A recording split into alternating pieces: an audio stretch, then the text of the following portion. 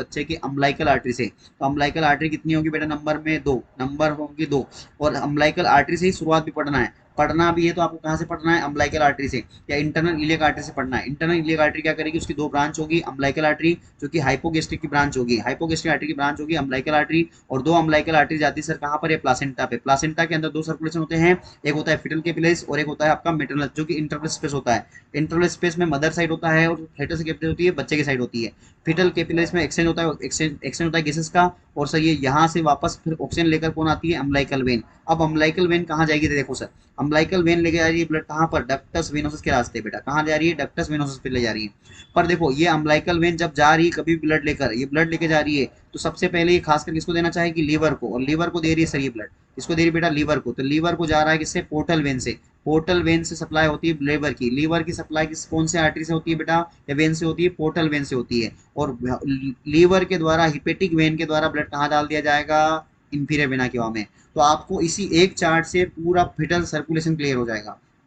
आपने यदि ये चार्ट समझ लिया तो मैं कह दूं ये पूरी क्लास का सार हो गया इस क्लास का। तो आप इसकी स्क्रीनशॉट जरूर ले लें बेटा, लास्ट में इसका स्क्रीनशॉट जरूर ले लें। तो देखो सबसे पहले शुरुआत करना है इंटरनल इलियक आर्टरी से, इसकी ब्रांच निकलेगी अम्बिलिकल आर्टरी। और इंटरनल अम्बिलिकल आर्टरी 2 होगी जिसमें प्लासेंटा पास जाएगी। प्लासेंटा से सर बच्चे को CO2 बच्चा किसमें दे देगा, मदर वाले पार्ट में, और वहां से O2 ले लेगा कौन, umbilical when. Umbilical when O2 carry करती है, 80% ऑक्सीजन लेती है सर, 80% ऑक्सीजन। और ये जाएगा सर कहाँ पर, डक्टस वेनोसस के जा रही है। पर ये पहला ब्लड ले जाएगा कहाँ पर, लीवर के रास्ते, और लीवर में जाता है पोर्टल वेन से। तो कुल मिलाकर लीवर में जाएगा, लीवर से निकलती है हिपेटिक वेन, और ये भी वापस कहाँ जाएगी, इंफीरियर वेना केवा में। और ये जो ब्लड है ऊपर से डायरेक्टली इंफीरियर वेना केवा में भी एंटर हो रहा है, पर किसके जरिए हो रहा है, तो लीवर से या हिपेटिक वेन का भी इंफीरियर वेना केवा में जाना। और इन दोनों के बीच में सर जो डक्ट होगा उसका नाम होगा डक्टस वेनोसस। और देखो ये परिभाषा इसी की मैं बताना चाह रहा था कि जो अम्बिलिकल वेन है, देखो अम्बिलिकल वेन कहाँ है, ये रही अम्बिलिकल वेन।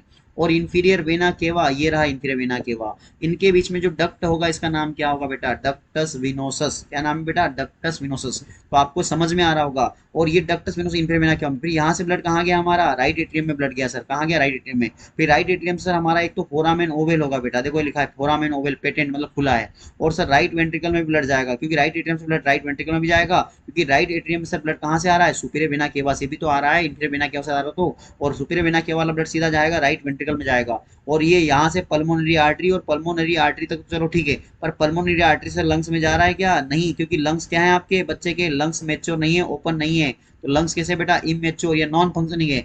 इमेच्योर नहीं बोलना चाहिए, इससे अच्छा मैंने बोलना चाहिए नॉन फंक्शनिंग, लंग्स फंक्शन नहीं कर रहे हैं, तो लंग्स में तो ब्लड जा ही नहीं रहा है। पर इधर चलो, उधर राइट फोरामेन ओवल से कहाँ चला जाएगा, लेफ्ट एट्रियम में, लेफ्ट एट्रियम से लेफ्ट वेंट्रिकल में, और लेफ्ट वेंट्रिकल से एओर्टा निकलेगा, और एओर्टा का जो आर्च ऑफ एओर्टा निकलेगा।